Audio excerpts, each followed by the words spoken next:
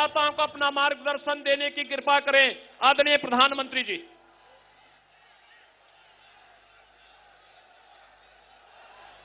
भारत माता की, भारत माता की। यहां अनेक जिलों से आप डबल इंजन की सरकार को आशीर्वाद देने के लिए आए हैं। मेरी नजर जहां पहुंचती है उससे भी आगे मुझे लोग ही लोग नजर आ रहे हैं। मैं सबसे पहले तो आपकी क्षमा चाहता हूं कि मुझे में आने में विलंब हो गया। आज उत्तराखंड में मेरा सुबह कार्यक्रम था और इतनी बड़ी जबरदस्त भीड़ थी, इतना बड़ा उत्साह का वातावरण था, तो मैं बोलता ही गया, मुझे समय का ध्यान ही नहीं रहा और उसके कारण मैं लेट हो गया। तो मैं आप सबकी क्षमा चाहता हूं, लेकिन इसके बावजूद भी आप जिस प्यार के साथ आशीर्वाद देने के लिए आए हैं, ये मेरे लिए बहुत बड़ा सौभाग्य है। मैं फिर से एक बार आपका आभार व्यक्त करता हूं। मैं श्रीमान योगी जी को भी अभिनंदन देता हूं कि अभी जो उन्होंने घोषणा की वो वाकई आप कल्पना कर सकते हैं भारत की एकता क्या है। लता मंगेशकर जी गोवा की बेटी, उनका पैतृक विस्तार गोवा, राम की भक्त, राम से जुड़े भजनों को अमर कर दिया। वो लता मंगेशकर जी अयोध्या में चौराहे का नाम उन पर करना, मैं समझता हूं जो भी राम मंदिर के दर्शन के लिए आएगा वो यहीं से निकलेगा तो लता मंगेशकर जी के भजन भी याद आएंगे और भारत रत्न लता मंगेशकर जी के लिए गर्व भी होगा। और दूसरा, योगी जी का जो फिल्म सिटी बनाने का सपना है, युवाओं को फिल्म जगत में अवसर मिले, इसके लिए लता मंगेशकर एकेडमी बना करके परफॉर्मेंस के लिए, गीत संगीत के लिए नई पीढ़ी को तैयार करने का काम जो किया है, योगी जी आपको, आपकी सरकार को और उत्तर प्रदेश भारतीय जनता पार्टी को मैं बहुत बहुत बधाई देता हूं आपके इस निर्णय के लिए। एटा, फर्रुखाबाद, हाथरस, फिरोजाबाद और बरेली के अनेक स्थानों से भी तकनीक के माध्यम से वर्चुअली जुड़े हमारे सभी भाइयों बहनों को भी आज मैं यहां से प्रणाम करता हूं, नमस्कार करता हूं। यहां मेरी नौजवानों से विनती है, मैं आपकी तरफ देख करके बोलूंगा, आप चिंता मत कीजिए, लेकिन आगे आने की कोशिश मत कीजिए, जगह ही नहीं है, बिना कारण किसी को नुकसान हो जाएगा। भैया प्लीज आप लोग खड़े रहिए, मेरा भरपूर प्यार आपकी तरफ है, चिंता मत कीजिए।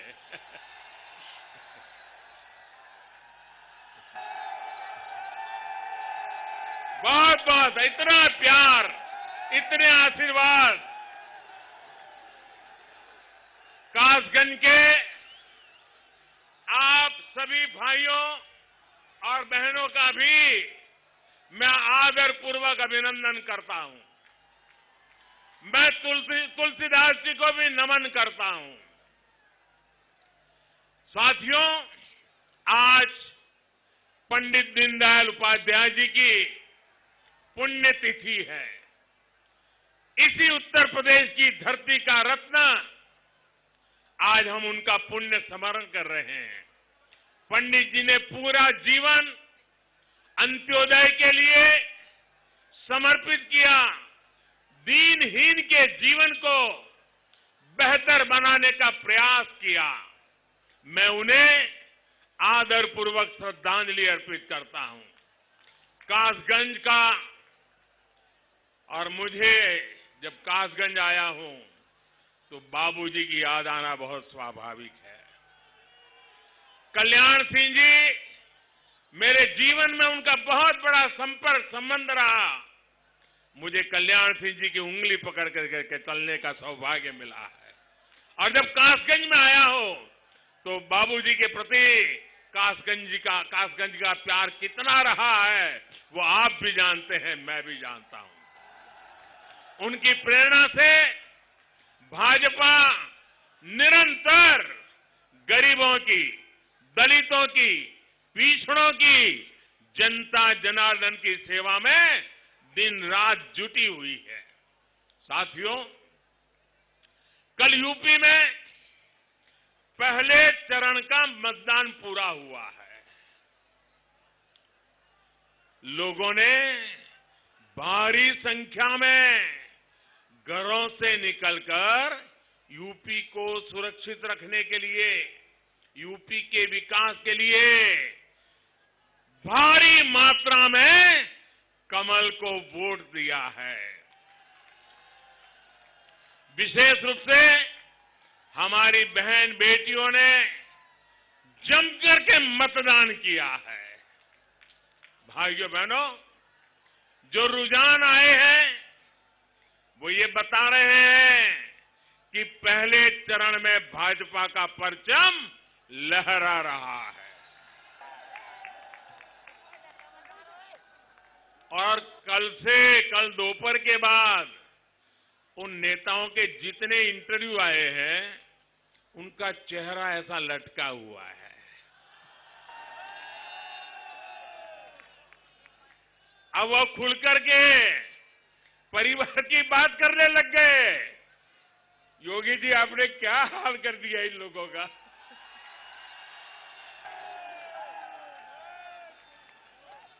और आप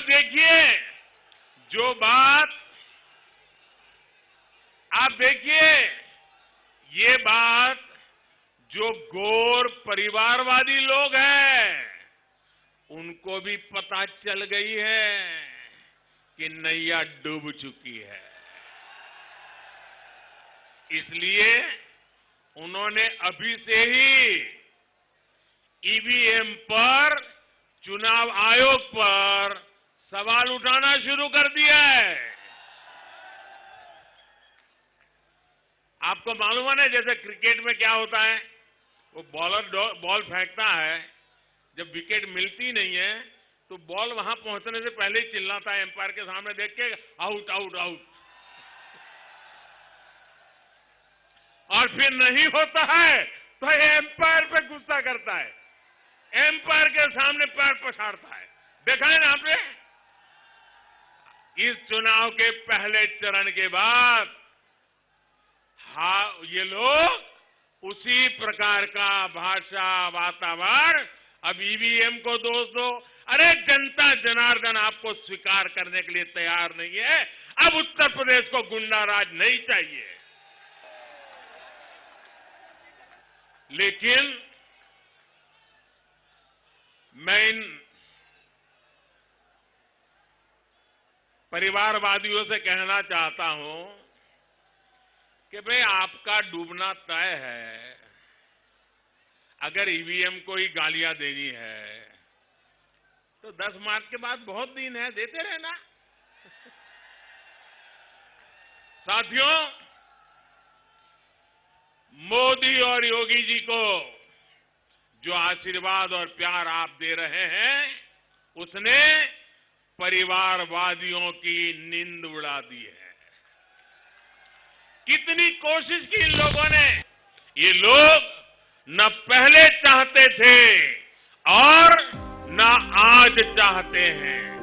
ये अफवाह फैलाने वाली प्रवृत्ति वाले परिवारवादी पूरी कोशिश कर रहे थे कि कोरोना का मुफ्त टीका गरीब परिवार को न लगे,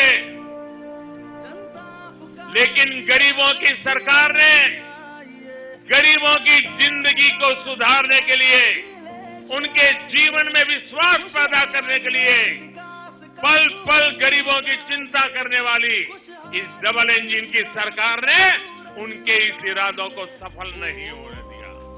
ये लोग गरीबों के अस्पतालों के नाम पर, स्वास्थ्य सेवा के नाम पर घोटाले करते थे। ये लंबा इतिहास आप जानते हैं, लेकिन योगी जी की सरकार ने अस्पताल और मेडिकल कॉलेज का जाल बिछा दिया है। मेरा सौभाग्य था एक साथ 9 मेडिकल कॉलेज का उद्घाटन करने का मुझे मौका मिला था। ये हिंदुस्तान में कभी नहीं हुआ है जो योगी जी की सरकार में हो रहा है। इनको यह भी लगता था कि 100 साल का इतना बड़ा संकट आया है, वैश्विक महामारी कोरोना आई है, यूपी में भुखमरी फैलेगी, उस पर ही अपनी राजनीतिक रोटियां सेकेंगे। लेकिन इन लोगों को एहसास ही नहीं था कि मोदी योगी ने इनके राशन माफिया, मालूम है ना राशन माफिया, ये राशन माफिया को किनारे लगा दिया है। महामारी के इस समय में हमारी सरकार हर गरीब को पिछले कई महीनों से मुफ्त राशन दे रही है और हमारा संकल्प रहा कि ऐसी बड़ी वैश्विक 100 साल की भयंकर बीमारी आई है, जीवन बचाना बड़े बड़े समृद्ध देशों के लिए मुश्किल हो गया था। हमने जीवन भी बचाने के लिए जी जान से मेहनत की और हमने कोशिश की कि गरीब के घर का चूल्हा जलता रहना चाहिए।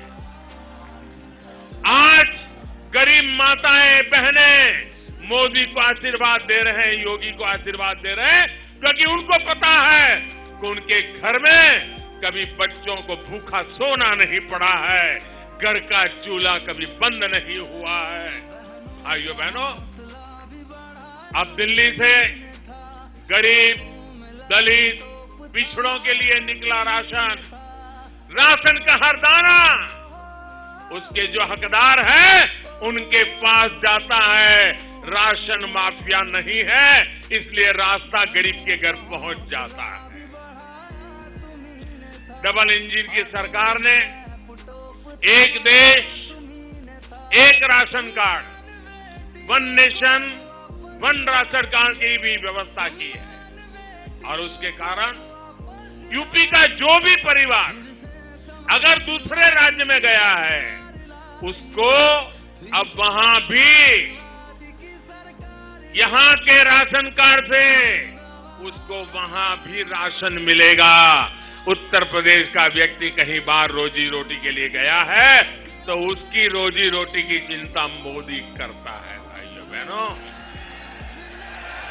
साथियों, ये आपके एक वोट की ताकत है जो गरीब का भला करती है।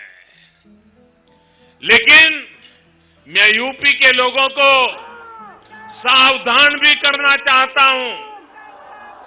ये परिवारवादी लोग इस समय इतने बौखलाए हुए हैं कि ठान कर बैठे हैं कि गरीब के लिए चल रही सारी योजनाओं को सबसे पहले ताले लगा देंगे, इसको बंद कर देंगे, क्योंकि उनको लगेगा कि अगर ये योजनाएं चालू रही तो योगी और मोदी के ही गीत लोग गाते रहेंगे और इसलिए पहला काम उसको ताला लगाने का करेंगे। इसलिए भाइयों बहनों, क्या आप चाहते हैं कि लोक कल्याण की योजनाएं चालू रहें? आप चाहते हैं योजनाएं चालू रहें? आप चाहते हैं गरीब को घर मिलना चाहिए? आप चाहते हैं गरीब का चूल्हा जलते रहना चाहिए? आप चाहते हैं गरीब के बच्चों को पढ़ने के लिए सुविधा मिलनी चाहिए? आप चाहते हैं गरीब को बीमारी में दवाई के लिए व्यवस्था मिलनी चाहिए? इनके लिए ये काम ही नहीं है। और इसलिए ऐसे लोगों को कभी मौका मत देना। साथियों, इस क्षेत्र के जिन गांवों को इन लोगों ने बेसहारा छोड़ दिया था, उनको डबल इंजन की सरकार ने अच्छी सड़कें दी हैं, नदी पर अच्छे पुल दिए हैं।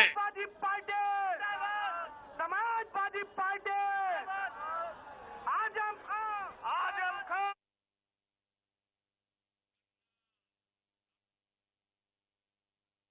आम, केला जैसी अनेक फसलें उगाने वाला छोटे किसान फूड प्रोसेसिंग क्षेत्र में हमारे ईमानदार प्रयासों में एक नई आशा का अनुभव कर रहा है, नया विश्वास पैदा हो रहा है। हजारों करोड़ रुपए का बजट कोल्ड स्टोरेज और गोदाम बनाने के लिए तय किया गया है।